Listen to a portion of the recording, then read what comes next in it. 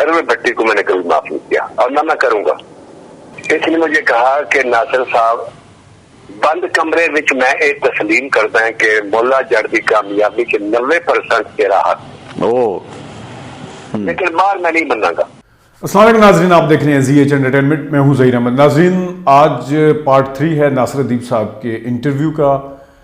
इसमें उन्होंने बात की है सरवर भट्टी साहब के जो इल्ज़ामात थे, जो हमारे प्रोग्राम के अंदर ही हमें इंटरव्यू देते हुए उन्होंने जो कुछ कहा था उसका रिबटल दिया है, उसके ऊपर बात की है, उसका काउंटर नैरेटिव आप कह सकते हैं कि दिया है।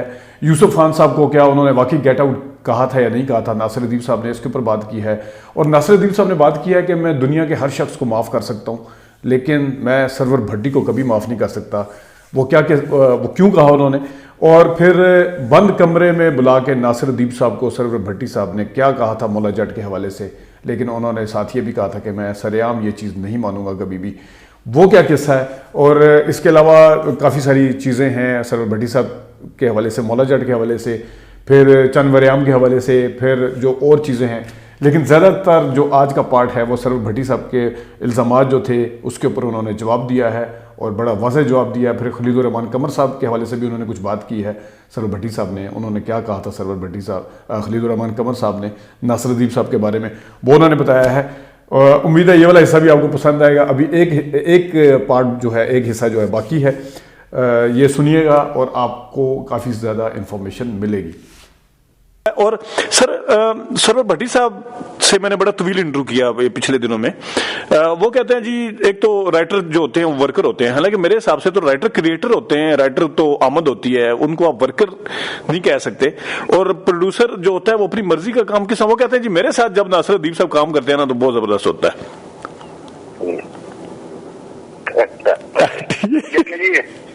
सरवर भट्टी साहब के बारे में मैं अब क्या कहूँ। बात यह है कि कोई भी आदमी, मैं अगर आज झूठ बोलता हूँ इंटरव्यू में, आप छाप देंगे, ठीक है, लेकिन वो झूठ जब तक लोग पढ़ते रहेंगे वो तब तक मेरे गुनाहों में इजाफा करता रहेगा। जी जी। लिहाजा मैं किसी भी इंसान के बारे में बोलता हूँ बड़े मोहतात रहता हूँ कि मेरी जुबान से कोई गलत बात ना निकले। जी जी। मुझे सिर्फ इतना एहसास जरूर है, मैं आपको ऑन रिकॉर्ड ये कह रहा हूँ कि जब मैं रात को सोता हूँ, मैं दुनिया के हर उस आदमी को जिसका मेरे से पहले था या है, उसके हर जुर्म को माफ करके सोता हूँ। अगर किसी ने मेरा पैसा खाया उसे माफ कर देता हूँ, अगर किसी ने मुझे गाली दी है उसे माफ कर देता हूँ, किसी ने मेरी बेइज्जती की है उसे भी माफ कर। कोई भी जो मसला हो ना, मैं तमाम इंसानों को अल्लाह ताला के सामने गवाह बनाता हूँ कि मैंने इनको माफ किया। ठीक है, मेरा अब इनकी तरफ कोई वो नहीं है। लेकिन सरवर भट्टी को मैंने कभी माफ नहीं किया और ना मैं करूंगा। इसको मैं कयामत के रोज अपने सामने खड़ा करूंगा, क्योंकि वहां सच होगा, झूठ होगा। लेकिन वो तो कहते हैं मैंने उसको भी माफ कर दिया, मैं जो दुनिया से चले गए, यूसुफ खान को भी माफ कर दिया, सुल्तान राय पत्नी नूर जहां को भी माफ कर दिया, सारों को। तो सुल्तान राय ने क्या किया था जिन्होंने माफ कर दी? वो बता रहे हैं कि एक दफा उन्होंने, मेरे पत्नी शूटिंग पे टाइम पे नहीं आए थे तो वो चले गए थे, फिर यूसुफ खान साहब के साथ, तो उन्होंने कहा जी मैंने यूसुफ खान को कहा था कि get out from my set. ये देखिए, ये इस कायनात का सबसे बड़ा झूठ है। आप ये बात बैठ के कि जिस मर्जी आदमी के पास जाए, स्टूडियो में जाए और कहें कि ये वाकया हुआ था, कि क्या हुआ था कि यूनुस अपना सरवर भट्टी ने यूसुफ खान को सेट पर कहा get out from my set. साहब जी, ये इतना बड़ा झूठ है कि जैसे मैं अब क्या करूं, मैं नहीं कह सकता। इसके रिवर्स हो सकती है बात, लेकिन क्योंकि मैं मौके पर मौजूद नहीं था, ठीक है, मेरे पास सुनी सुनाई बातें हैं। मेरे पास जो सुनी सुनाई बातें हैं वो ये है कि उसने इतना गालियां दी थी इनको, किसी बात पर गुस्सा आया था कि ये सच से गायब हो गए थे। सरवर भट्टी साहब गायब हो गए थे। हाँ जी, मेरे पास ये वर्षन है। उनका वर्षन ये है कि मैंने उसे गेट आउट करके वो कर दिया। चूंकि मैं मौके पर मौजूद नहीं, ना मैं इनकी बात पे एतबार करता हूँ, ना मैं उन लोगों की बात पे एतबार करता हूँ। लेकिन मेरे सामने जो यूसुफ का करदार है वो ये है कि पाकिस्तान फिल्म इंडस्ट्री में आज तक कोई भी शख्स उसके सामने ना डायरेक्टर बोला है, ना प्रोड्यूसर बोला है, ना स्टूडियो ओनर बोला है, और ना मैंने किसी बदमाश को भी उसके सामने इस तरीके से बात करते देखा, बड़े से बड़ा बदमाश। अब इसने अगर कह दिया है तो ठीक है, ये जानता है या खुदा जानता है कि इसमें सच क्या है।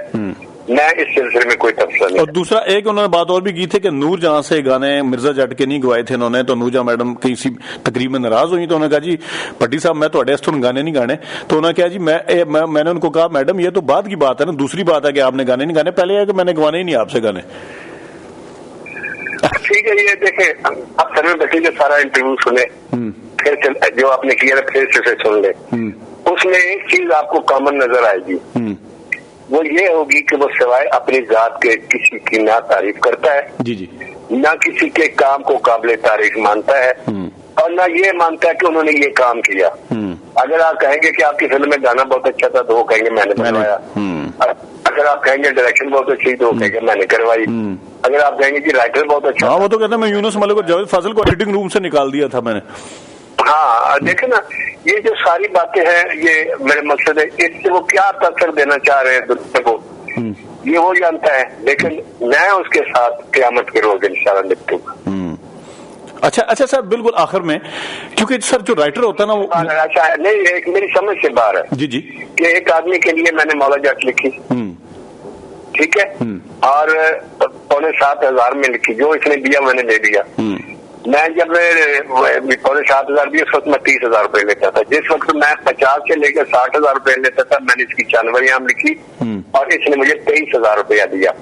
वो तो कहता है मैंने वो अच्छा ये एक आपने एक नई बात बताई है मुझे, उन्होंने पता क्या बताया, उन्होंने बताया जी मुस्तक ऋषि साहब लेते थे पता नहीं 40-50 हजार, तो मैंने 80 दिए थे, नदीम साहब लेते थे 2 लाख रुपया, मैंने 3 लाख रुपया दिया उन्हें, उनके मुंह मांगी। वो उन्होंने ये अपने आप को स्टैब्लिश किया है कि हमेशा मैंने मुंह से मांगे से ज्यादा मुआवजा दिया हर किसी को।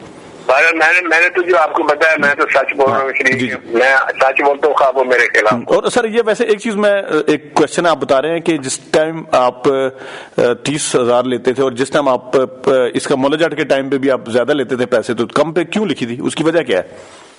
बस इसकी वजह तो उन्हीं से पूछे, मैं क्या बता सकता हूँ। उन्होंने मुझे 23,000 रुपए दिए जानवरियाम के, मैंने वो ले लिए। उसके बाद फिर उसने मेरे से हाथ लिखवाई, उसके डायलॉग लिखवाए। पहले वो उसको लिया जो ड्रामा लिखने वाले अमजद इस्लाम अमजद को लिया, उनसे कहानी ली, फिर किस राइटर को बुलाया, आखिर मेरे पास आ गए और फिर मैंने उसके डायलॉग लिखे।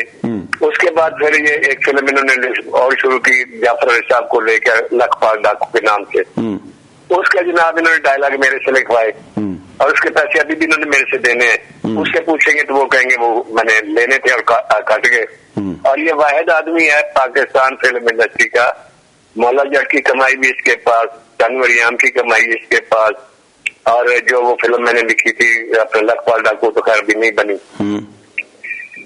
7,500 और 23,000, 30,000 रुपया टोटल मैंने दिया।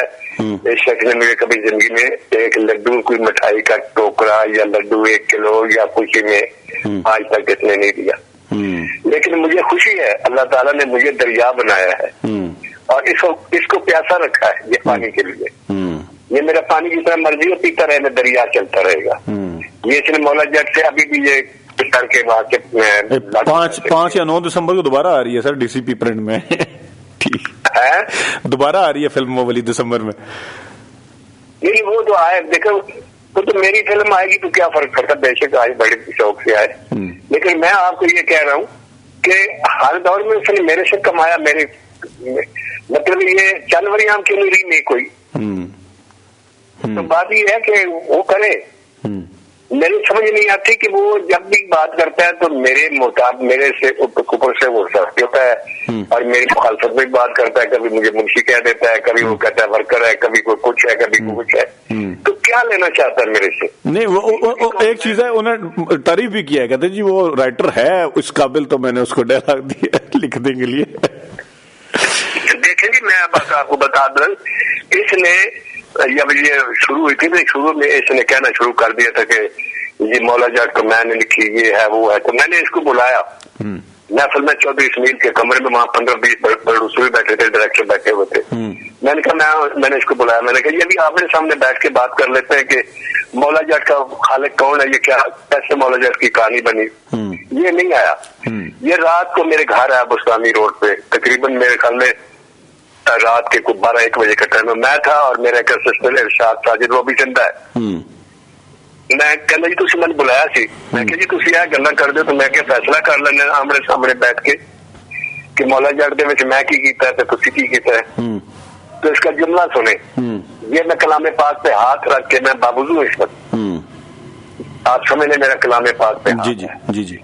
इसने मुझे कहा कि नासिर साहब बंद कमरे विच मैं ये तस्लीम करता है कि मौला जट की कामयाबी के 90% तेरा हाथ, लेकिन बाहर मैं नहीं मनागा। अच्छा मैं क्या ठीक बाहर नहीं ना मनेगा तो इस गल याद रखी, तेरी चंद फरियाम मैं फिल्म लिखी, मेरा भी जुमला सुने। मैं क्या चंद फरियाम लिखी है फिल्म इस वास्ते हिट जाएगी, सरवर भट्टी के राइटर मैं लेकिन इस तो बाद जरा सूरज आज तेरे पे रोशनी छड़ के डूब गया ना, ये सूरज मुड़ के तेरे सिर पे नहीं चमकेगा। और उसके बाद सरवर भट्टी कहाँ है, उसका सफर कहाँ है, वो आपके सामने। तो बात यह है कि अगर फर्ज को जो बात उसने बंद कमरे में कही थी अगर वो बाहर इंटरव्यू में कह दे तो उसका कद छोटा तो नहीं होता, उसका कद बड़ा होगा। क्रेडिट देने से हाँ जी, मैं आप ही की एक बात बता रहा हूँ। आपने बताया कि खलीलुर रहमान कमर ने कहा कि ये नासिरुद्दीन के नाम पर क्लैप होती थी, ठीक है।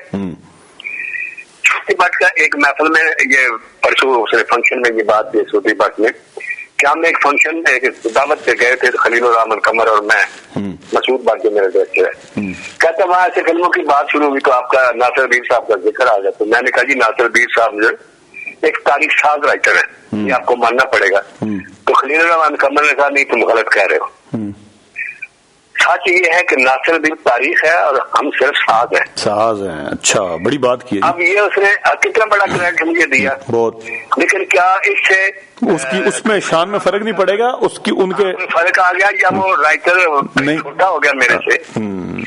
तो जो बड़े लोग होते हैं ना सर, जी जी, बड़े लोग अपने सामने आने वाले हर आदमी को ये एहसास दिलाते हैं कि मैं तुमसे बड़ा नहीं हूँ।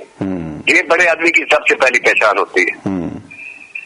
तो सर अब देखे यूनुस मलिक की मुखालफत करना, एक फौत हो गया यूनुस मलिक, जो फिल्म बना गया सर सारी जिंदगी कोई फिल्म नहीं बना सकता, ये बात ठीक नहीं बना सकता सर। इंडिया की मैंने सेम टू सेम बताई कॉपी करके, मैंने कहा ये चीजें वो हैं जो एक अनपढ़ डायरेक्टर ज्यादा पढ़ा लिखा नहीं था उसने क्या कर दिखाया है, वो एंड लगा गया सर।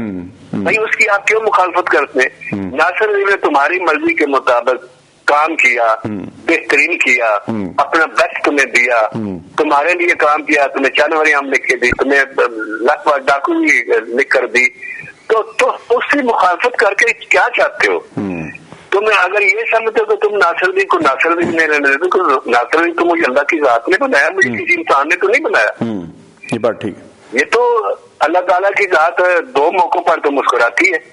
एक उस वक्त जब कोई किसी को जलील कर, अल्लाह किसी को जलील कर रहा हो तो लोग उसे इज्जत देने की कोशिश करते हैं, जैसे आजकल नवाज शरीफ को लोग इज्जत देने की कोशिश करते हैं। जी बिल्कुल।